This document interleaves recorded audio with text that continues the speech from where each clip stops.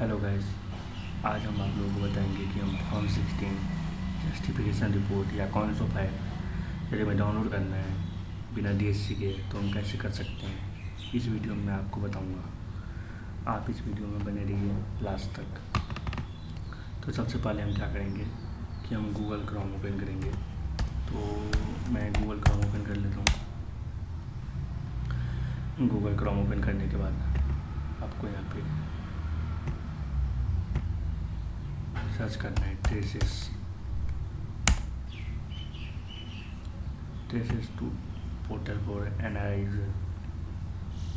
इस पर क्लिक करेंगे, ये वाले पे, फिर कंटिन्यू, फिर लॉगिन, फिर डिटेक्टर और फिर यहाँ पे हमें 10 नंबर डालना है।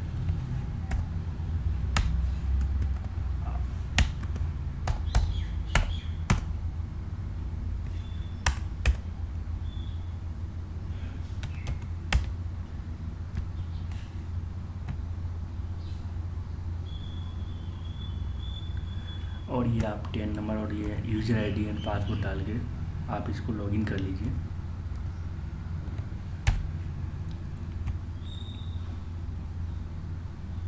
ये लॉगिन होने के बाद कुछ इस तरह से दिखेगी।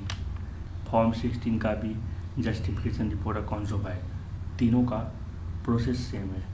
देखिए जस्टिफिकेशन रिपोर्ट यहाँ से करते हैं हम कौन सा फाइल, और यहाँ से करते हैं हम फॉर्म 16A और फॉर्म 16। तो हम फॉर्म 16A का कर रहे हैं, तो मैं फॉर्म 16A का करके बता रहा हूँ आपको। तो हम यहाँ पे फाइनेंशियल ईयर सेलेक्ट करेंगे। जैसे हमें 24-25 का करना है, हमें करना है Q3 का, और हमें करना है फॉर्म 26Q। फिर हमें गो पे क्लिक कर देना है। इस गो पे क्लिक करने के बाद यहाँ पे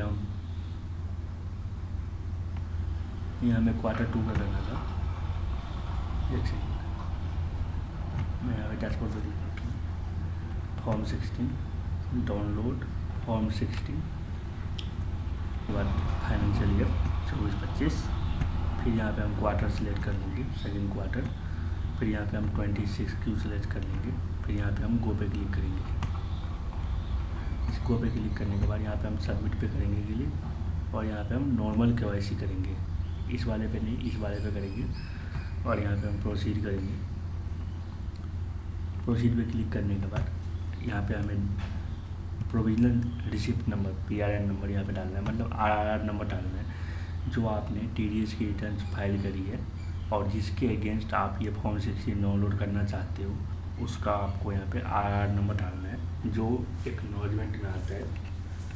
एक्नॉलेजमेंट यदि आप डाउनलोड करोगे इनकम टैक्स की वेबसाइट से, तो उसमें आपको RRR नंबर होता है, वहाँ पे लिखा होता है, ऊपर में ही लिखा होता है ऐसे करके यहाँ पे।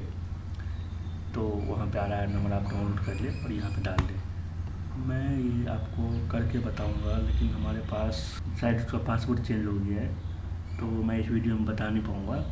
लेकिन जो हमारी TDS रिटर्न फाइल करने की वीडियो है, आप उस वीडियो में जाके देख सकते हो।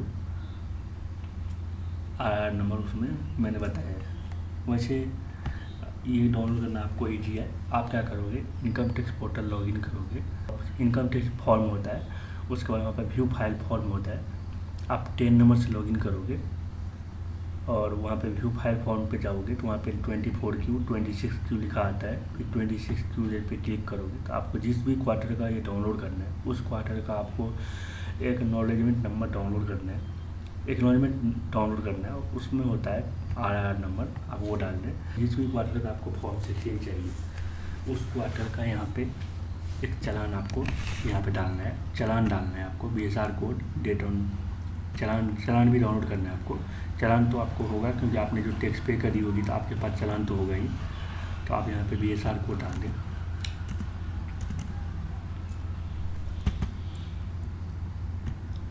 तो मेरा एक्नॉलेजमेंट नंबर ये है, कंट्रोल V मार देता हूँ मैं। फिर मेरा यहाँ पे BSR कोड ये है 510043। तो इसमें 0 साइड छूटा हुआ है, 510043। और वहाँ पे date on which tax deposit 7/8/2024 07 अगस्त 2024 और यहाँ पे चालान सीरियल नंबर 44151। उसके बाद यहाँ पे चालान अमाउंट यहाँ पे 50, चालान अमाउंट यहाँ पे डालना है 50,320। बाकी आपको नीचे क्लिक करना है और यहाँ पे यदि आपके केस में यदि आपका मतलब उस क्वार्टर में यदि आपका एक ही पेन नंबर है, मतलब एक पेन ही है, मतलब यदि आप एक चालान आपने पे किया, ठीक है, इस चालान के अगेंस्ट एक ही पेन है तो आप यहाँ पे एक डालोगे, 2 है तो 2 डालोगे, 3 है तो 3 डालोगे, 4 है फिर भी 3 ही डालोगे क्योंकि यहाँ 3 ही ऑप्शन आता है। यदि आपके मतलब जो मैक्सिमम हो आप वहाँ पे मैक्सिमम वाला डालोगे, ठीक है, मतलब मिनिमम वाला नहीं, जैसे कि किसी में 1 है, किसी चालान के अगेंस्ट 1 है, किसी में 2 है, किसी में 10 है तो 10 वाला डालोगे यहाँ पे।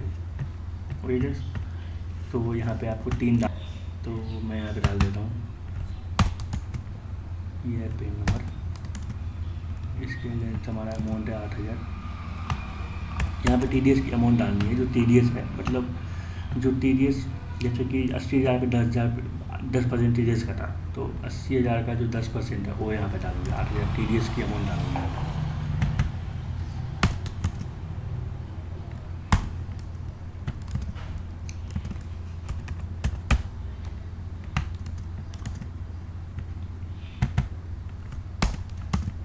मैं हो गया, प्रोसीड पे क्लिक करना है अब, और ये प्रोसीड पे क्लिक करने के बाद मेरा नेटवर्क स्लो है, उसके कारण ये इतना देर से आया, आपके वाले केस में तुरंत आ जाएगा। और जब ये आ जाए तो आप यहाँ पे प्रोसीड विथ ट्रांजेक्शन कर लोगे। तो ये देखिए यहाँ पे ये request for form 16 has been submitted, request number ये है हमारा। अब हम यहाँ पे डाउनलोड पे जाएंगे, रिक्वेस्टेड डाउनलोड पे जाएंगे। तो डाउनलोड पे जाने के बाद हमें यहाँ पे व्यू ऑल पे जाना है, और व्यू ऑल पे जाने के बाद यहाँ पे ये देखिए ये वाला रिक्वेस्ट नंबर 8 मई 2025, और ये वाला है जो हमने अभी डाला है, ये वाला 2025, 24-25 और Q2 और बल्क फॉर्म 2016 ये फाइल सबमिटेड। तो हमारा ये स्टेटस सबमिटेड आ रहा है, या तो मेरा ये टेक्निकल प्रॉब्लम है, नेटवर्क ही नहीं है मेरे में, शायद नेटवर्क पता नहीं क्या हो गया इसको। एक सेकेंड, हाँ ये हो गया। ये 2 घंटे बाद या 3 घंटे बाद ये अवेलेबल हो जाता है, 4 घंटे बाद ये अवेलेबल हो जाता है। तो ओके गाइस, कभी कभी जल्दी अवेलेबल हो जाता है क्योंकि जब इसमें बहुत कम डिटेक्टिव हो, या मतलब यदि किसी में ज़्यादा पार्टी होती है तो उस केस में इसमें थोड़ा ज़्यादा टाइम लगता है। बाकी ये जैसे हम यहाँ पे सेम प्रोसेस इसका भी है, यदि हम जस्टिफिकेशन रिपोर्ट डाउनलोड करते हैं तो जस्टिफिकेशन रिपोर्ट डाउनलोड करने के लिए यहाँ पे फिर हम जाएंगे 24-25 में, मतलब रिक्वेस्ट डालने के लिए। यदि हम यहाँ पे जस्टिफिकेशन रिपोर्ट की रिक्वेस्ट डालना चाहते हैं तो हम यहाँ पे रिक्वेस्ट डालेंगे, फाइनेंशियल ईयर सेलेक्ट करेंगे, फिर यहाँ पे 24-25 पे आएंगे, फिर यहाँ पे क्वार्टर सेलेक्ट करेंगे, Q2, उसके बाद यहाँ पे सेलेक्ट फॉर्म टाइप 26Q, फिर हम यहाँ पे गो पे क्लिक करेंगे, फिर यहाँ पे हम नॉर्मल KYC पे क्लिक करेंगे, यहाँ पे हम प्रोसीड पे क्लिक करेंगे। देखिए जब आप एक बार ये कर लोगे ना, मतलब एक बार जब यहाँ पे नॉर्मल KYC कर लोगे और उसके बाद यदि ये लॉगिन देगा तो उसके बाद ये रिक्वेस्ट ऑटोमेटिक डल जाता है, तो आपको फिर से वो वाली प्रोसेस नहीं करनी पड़ती है। यहाँ पे हम यहाँ पे रिक्वेस्टेड डाउनलोड पे जाएंगे और यहाँ पे आके देखिए व्यू वॉल पे जाओगे तो ये वाला जस्टिफिकेशन रिपोर्ट ये देखिए यहाँ पे आ चुका है।